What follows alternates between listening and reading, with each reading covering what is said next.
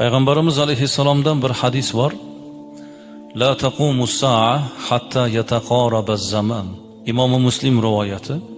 Qiyomat qoyim bo'lmaydi vaqt tezlashmaguncha. Ya'ni zamon tezlashmaguncha qiyomat bo'lmaydi.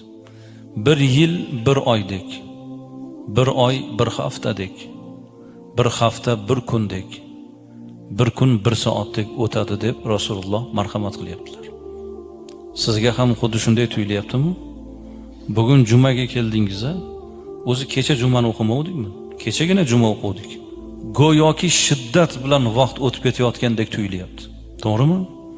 Go'yoki vaqtda unum yo'q, baraka yo'q deb tuyulyapti. Aslida vaqt o'zgargani yo'q, azizlar.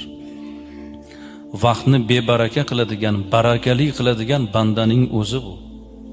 24 soat 1440 daqiqa